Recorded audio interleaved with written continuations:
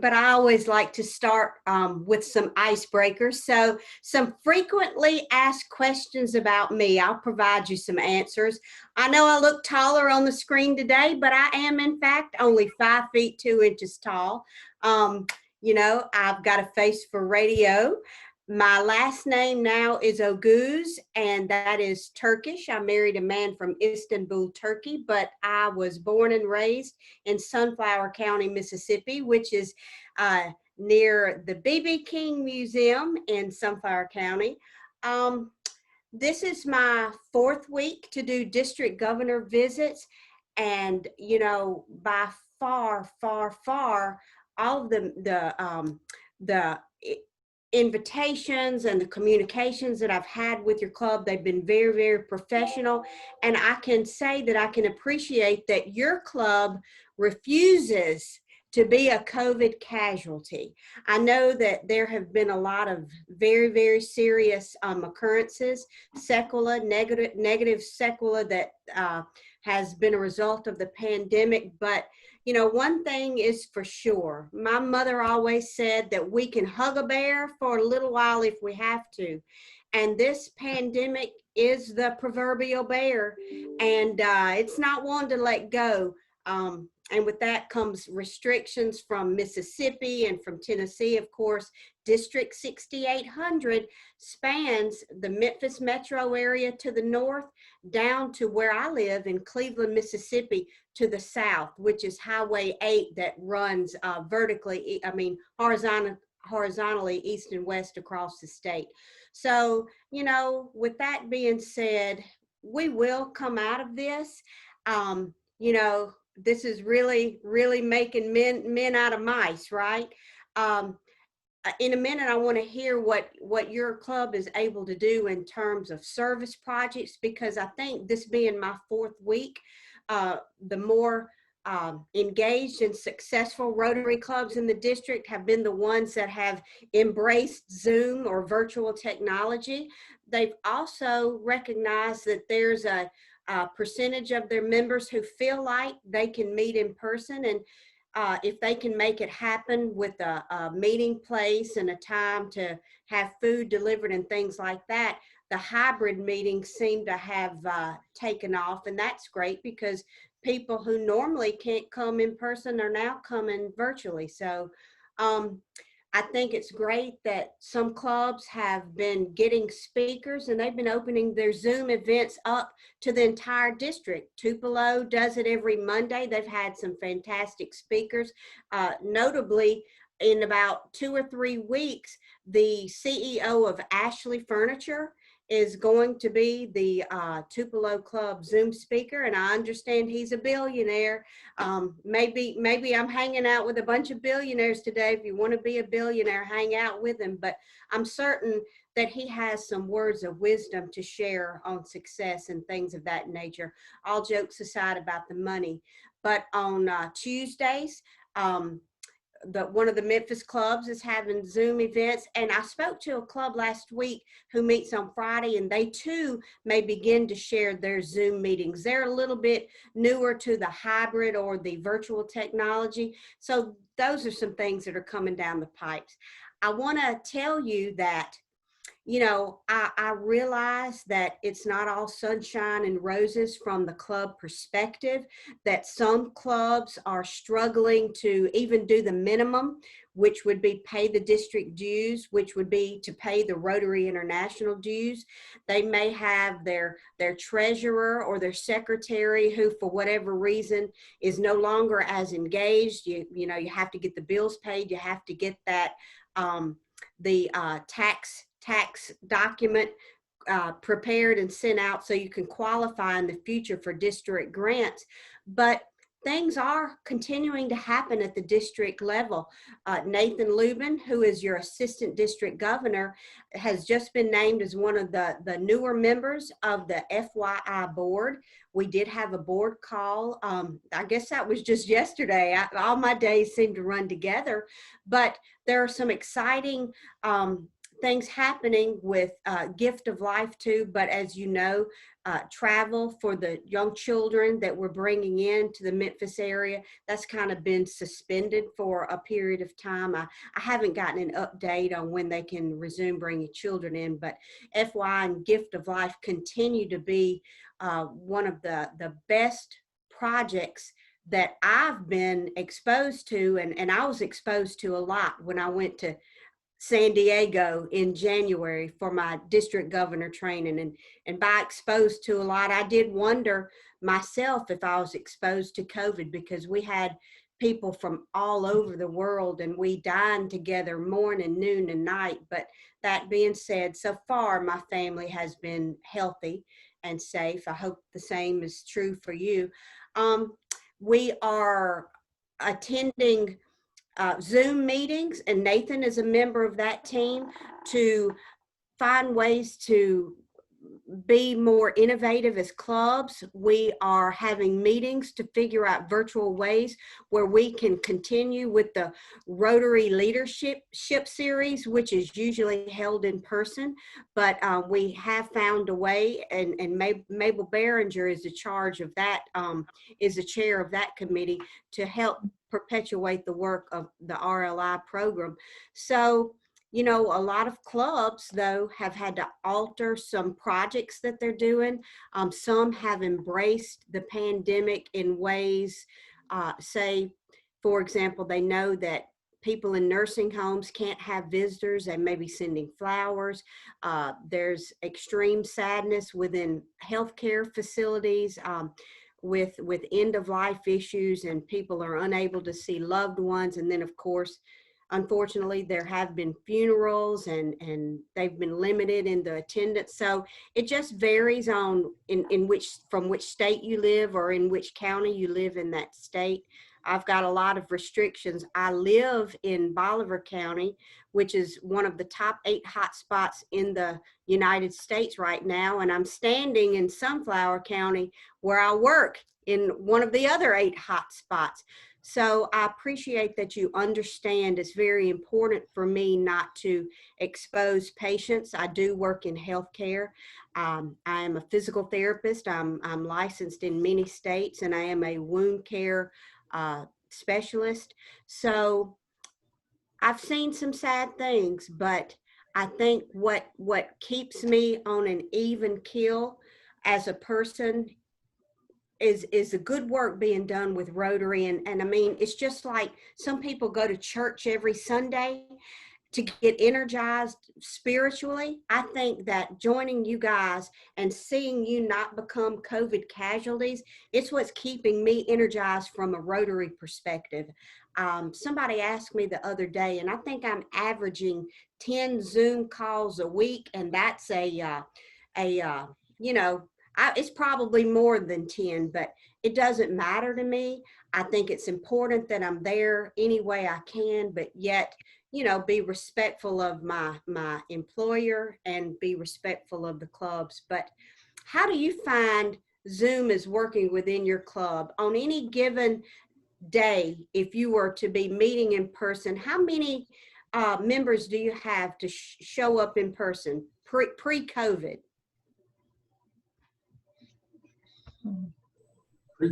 I can speak to that, I guess, and I imagine Denise could jump in as well. But I think pre-COVID, we usually had usually around 24. And as we shifted, it's fluctuated. I mean, summer meeting attendance typically goes down, but we've still maintained.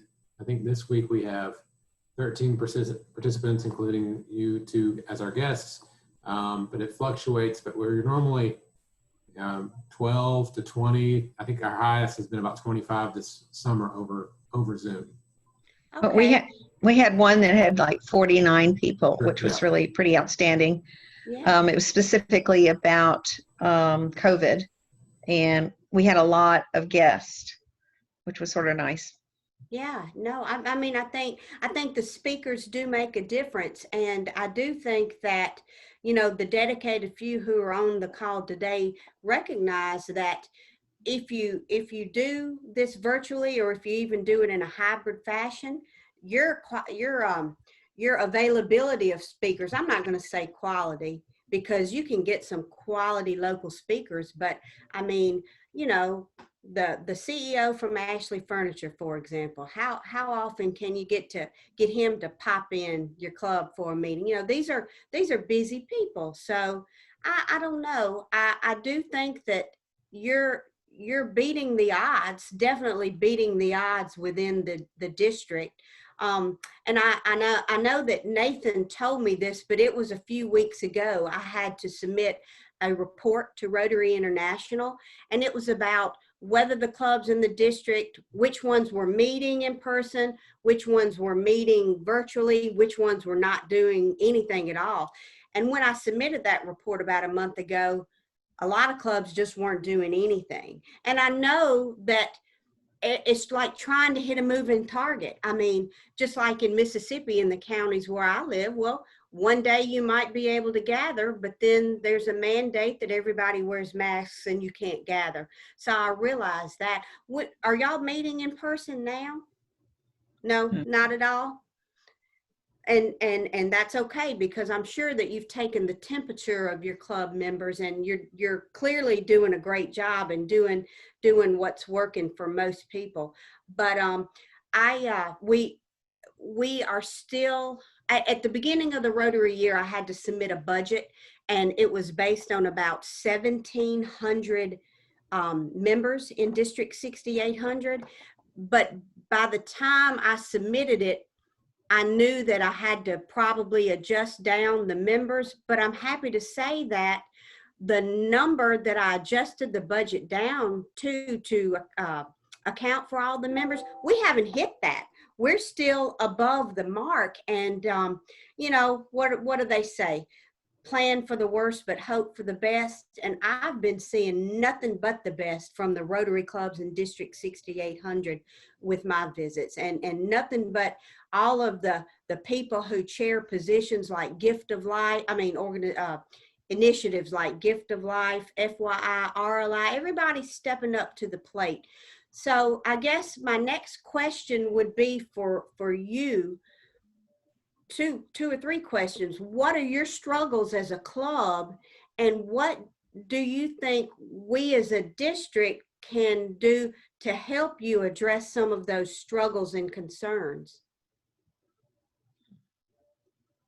Maybe you're not struggling.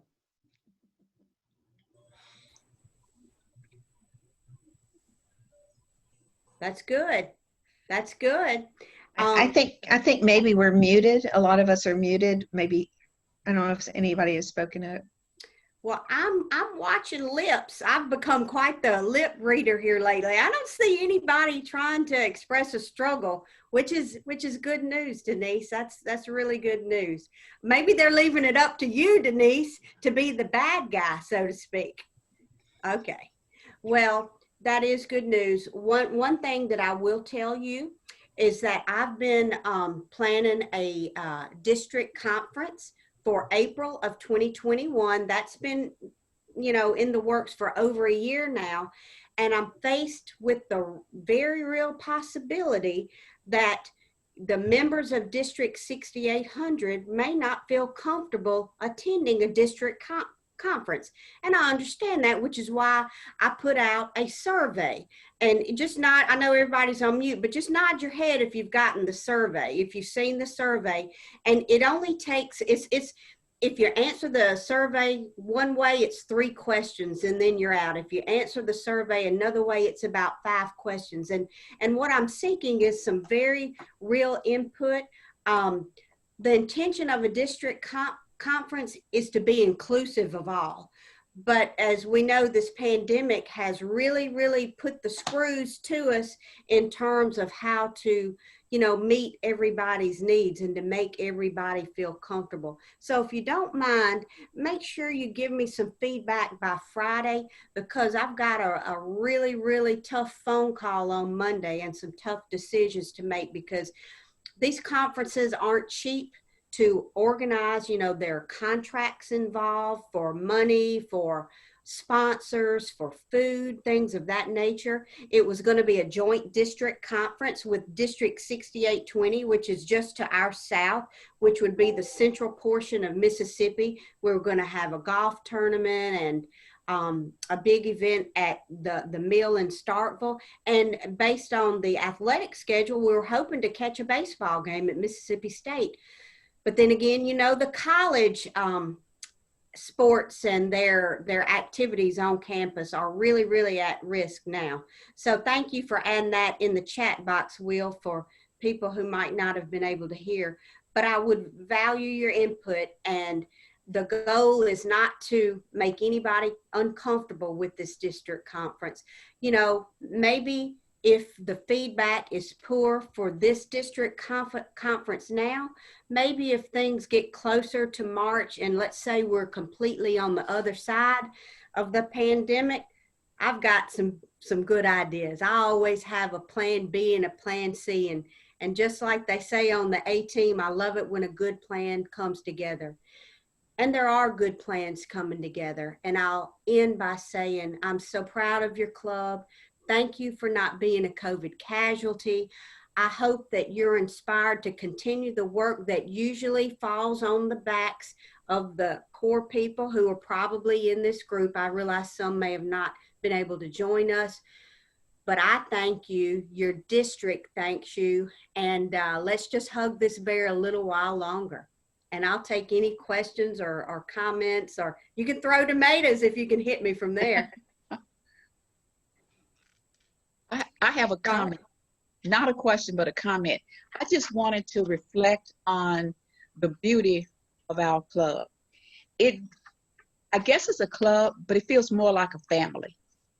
Whenever we get together, we're all happy to see each other and glad and catch up on not only our Rotary information, but on families, and that feels good. When you enter our club, it's what we call a happy hour, because it is a happy hour. And I saw this quote today, and it reminded me of our club. So it's okay if I just share this with you? Please. Is that okay? Okay.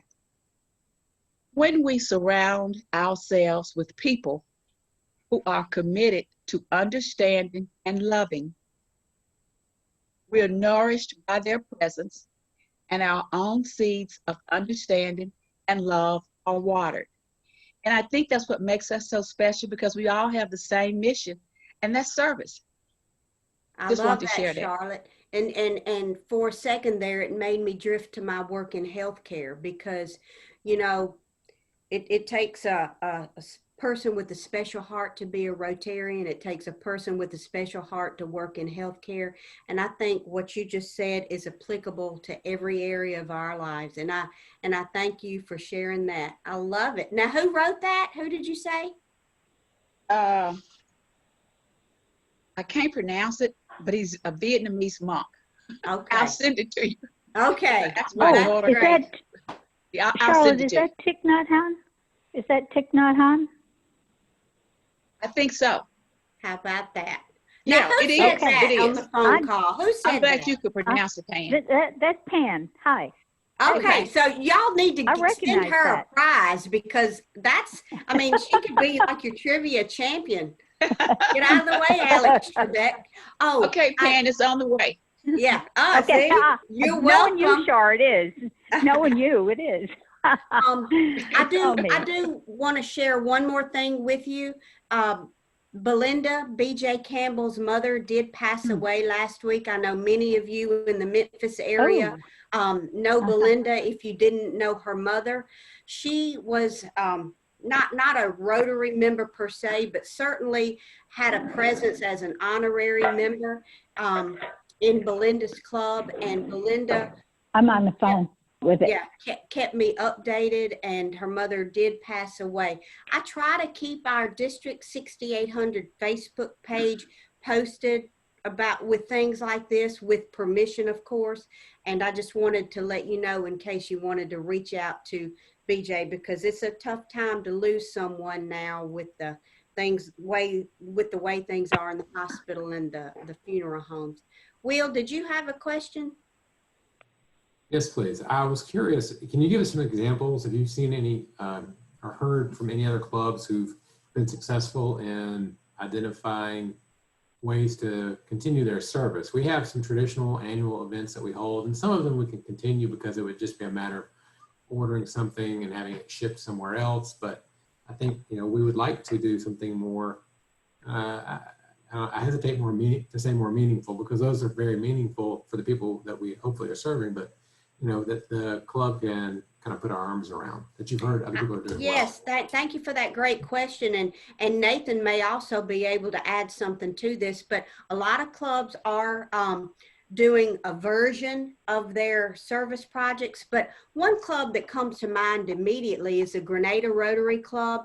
And the reason it comes to mind is it's always been a contender every year for in the membership competition. And it's been gaining so many members, I think, because of the good service work that it does. They've got a plot of land just kind of on the outskirts of Grenada proper, on which they grow vegetables.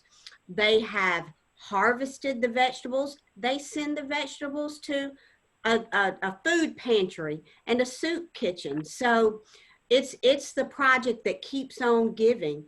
And they get the Interact clubs there. They've got an Interact club at both the public and the private schools there in Grenada. So that garden of life, as they call it, has been the gift that keeps on giving for so many. They also, at the very beginning of the pandemic, they identified it's not an assisted living facility, it's not a nursing home, but it's a housing unit associated with one of the religious affiliations, or maybe one of the Catholic churches there in town. It had about 40 people or 40 units, and they began to provide the meals to them that they were not able to meet in person and consume. So their money that would have originally been allocated to club members, it didn't go to waste. It was going to feed the people there. They've also fed, you know, maybe workers in clinics and things like that. And I know that may not seem like it's anything that you can keep up, but that's expensive. But I can tell you this, people don't forget kindness. These are just little bitty service projects that I think that can be adopted and adapted right now for your club, until at such time, you know, you can resume other activities. Like I said, some of the Rotaract clubs in the colleges, they were thinking about maybe contacting someone in your club that has a connection with a local florist, getting wholesale flowers, or maybe just a little above wholesale, and having them delivered to a nursing home. Oh my goodness, you know, that's a great question, Will. Nathan, you get around too. You probably heard some good ideas. Well, one of the things that many clubs are going to be working on, and Will, if you have not, I'm sure you've already seen the outreach concerning the ACEs awareness. And I don't have the list in front of me. Your club may have already designated a chairperson for this, but this is something that can be done virtually. It can be done as far as getting the message out about ACEs, what ACEs is, what it really means. And this is a big push that's been going on within the district and within this whole country, perhaps within the world. But if you have not already seen the communication from me, I'll make sure that it goes out to you again tomorrow. Right. That's very helpful. It is. And Nathan's communication will further explain that it's an ambitious initiative, but it's very worthy. He wants to get 3 people from every club involved with FYI. And these 3 people would have specific duties. So it wouldn't be just signing up a volunteer for the sake of signing up a volunteer. These 3 people would have their counterparts in each club. And anyway, that's exciting stuff. Thank you for bringing that up, Nathan. You have any more questions? Or I'll let everybody know, of course, once I get the information back from the survey with regards to whether or not we'll have an in-person district conference. As soon as we get things lined up for the virtual RLI, the Leadership Series, we'll let you know. Of course, we're continuing to have District 6800 board meetings quarterly, and the last couple have been held virtually. I believe we're scheduled to hold another one in September. Did your club apply for any district grants, any matching grants? Yes, we applied for one with a local school, Bruce Elementary, for third grade dictionaries. That school, I mean, dictionaries would be probably the only book in a lot of those students' lives at home. Right, and they may be at home instead of at school anyway. We just don't know. It's too soon to tell. Exactly. And that's good. That's good. And the reason I bring this up, I believe VJ told me via email that, or he communicated via email, that it'll be closer to October or so before we get that information back, and the information is dispersed to the clubs. So watch for that. That's not going unattended. So do y'all have any more questions for me? You fun club. You have great energy. Oh, Right, my I God. love that. Energy, Yeah. That's Carmen. because I'm Yeah. standing up and I put on makeup for y'all. I'm so happy to, I guess, and seem this is, somewhat I normal. couldn't real call in. I'm close. always able to just dial in on Zoom. So today I had to call in and I can't see you. Oh, bad. no. No, y'all tell her I look like a rock star or something. I don't know. I love I don't it. know. That I look like I'm 6 feet 2 inches tall instead of 5'2". You and You look exactly like that. Beautiful. She's beautiful. Pam are about the same height. Y'all are too sweet. You're Y'all are too right. sweet. Hey, y'all call on me anytime, because if y'all have a happy hour, if it's at this time or later on one evening, invite me. There's a good chance I may be able to join you, but there's a 100% chance that I would enjoy my time with you if you do invite me. That's Great. Thank you. Thank you. One last Thank you so much, Carmen. Right. Thank you. Denise? Carmen and Nathan, one thing to note is that Will has put together recordings of all of our various Zoom meetings, and there's now a link to it on our website, not on our Facebook site, but on our website. So you would be able to see what's going on in our club and the kinds of meetings we're having. And we actually have had some really outstanding speakers, Yes. like the head of TVA recently spoke with us, and some various city officials and so forth. So it might be worth your time to look at it, and also give us suggestions as well. It might spark some ideas on ways to improve our club. Well, thank you, Denise. That brings two questions to mind. Will, would you mind sharing the link to that directly? And then I'm not being pushy, but I mean, if you have a speaker or any speaker, they all sound like they've been fantastic, and you want to open it up. If you're not having your club's business meeting at the same time, it would be understandable that you wouldn't want to share. But if it's somebody or some speaker that you want to open up to the rest of the district, Taylor Hughes has been pretty good about putting those on our webpage. And then if you've got a Zoom link, I would be more than happy to blast it with your permission district-wide, or Taylor would do it. Thanks for bringing that up, Denise. And just let me know, Will. I would love to see what's going on to keep up with y'all. Sure, I'll put it in the chat, but I'll also email it to you directly so you have it that way. Oh, that's great. If I might say, I asked about service a moment ago, but one service event that I know is coming up is the Northeast Shelby Club virtual 5K that you forwarded. Yeah. And I went, and for the rest of the club, that might be something that we could do and participate in from a distance, from a safe remove. It's a virtual 5K. They've already arranged a team for every club in the district. And if you join, you just, there's I think a $35 registration, and then you can donate any additional money. And correct me if I'm wrong, but I remember that the final fundraising is split 3 ways. 1/3 goes to the host club, and this year, since it's created, it goes to the Northeast Shelby Club. 1/3 goes to a charity of their choice. I think it's Memphis Crisis Center. It and a is. third goes to the Rotary Foundation. It And- does. And if we That's win, terrific. Mm. if our club wins this year and they calculate it per capita donated, we could be the host next year, which means that we get 1/3 of the fundraising, and then another third would go to the charity of our choice. You get to pick your charity, and what you can do, it's not limited to just Rotarians. You could also solicit non-Rotarians, and you can get them. I mean, if you've got friends in Australia, all they have to do when they register is link their name to your Rotary Club, because that's how anybody inside or outside of the district is going to associate themselves. They just have, and if you've got a group of people that maybe you have these little satellite competitions, and they're just piggybacking off of us, but they want to create their own club per se, then they could still associate themselves with your club, and they're, you know, they can just click on your club. That's great. Thank you for bringing that up, Will.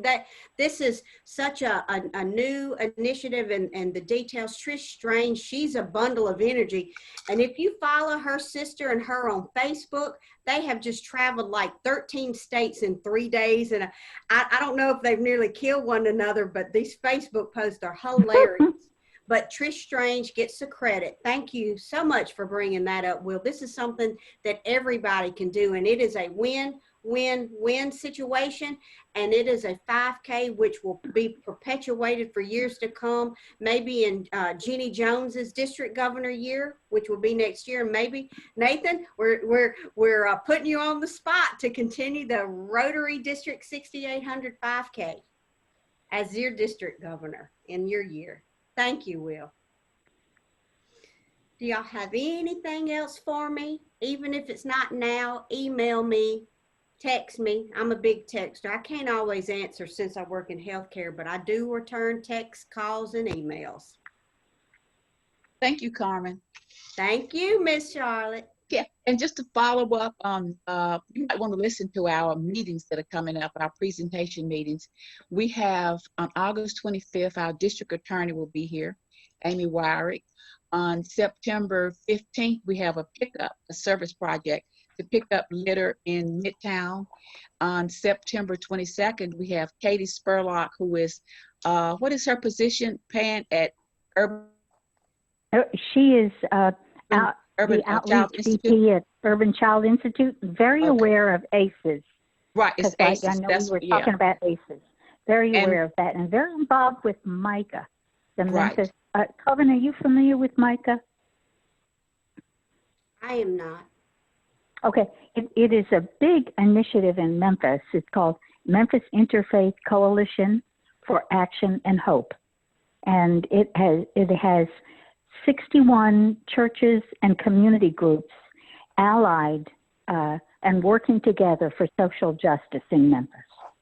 Nice. In 3 different areas. It's a very big push that's going on here. And Katie is very heavily involved in the education component. Nice. Very, very nice. I wrote that down. And I need to talk to you, Charlotte, offline, maybe tomorrow or another day this week. It's about a project that was brought to my attention by a club in Palo Alto, California. And guess what? There's a Rotarian in Memphis at another club who used to live out there. So I talked to her, Patricia Sherman, and it would just be for the clubs in the Memphis area to consider. And I'll talk to you offline about that and let you decide if you want to disseminate the information to the rest of your club, okay? Right. And one last one. On October 13th, we have Dr. Mary Ann McDonald, and she was the superintendent of Catholic schools and actually formed and developed, I guess it was 13 Catholic schools for underprivileged children. So she's going to speak to us about mentoring and service. Very good. Jam-packed agenda. Jam-packed. We're rolling like you, Carmen. Buckle up your seatbelt and get with it. Okay. Thank you again for coming and sharing this evening with us. I'm happy. Y'all just let me know. This was a Thank great you so time much. for me too. I love your family atmosphere. I can feel it. Thank you. All right then. Nice. Call me It's if you Rotary. need me. Okay. Thanks. Thank Thank you. Thank you. Bye. Bye-bye. Good Bye-bye. night. Thank you, Good night, Carmen. everybody. Good Thank night. you. Good night, everybody. I'm not sure who all's on, but good night. Good night. Good night, Good Pan. night, Pan. Sorry I didn't get on earlier. I kept trying the Zoom thing and it didn't work, but it's nice to hear everybody's voice and Yeah. know that you're there. It is. Take good care. And we're in our new house now, so I have to And hello send and you good the night, address. Drew. Good night. Good night, Drew. Good night, Drew. Good night, Mike. Good night. Good night, Denise. Good night, Good night, Shirley. Irene. Hey. So no discussion about Good night. anything tonight, Good huh? night, Just good Mike. night. Okay. All right. Good night, everybody. Good night. Good night, Will.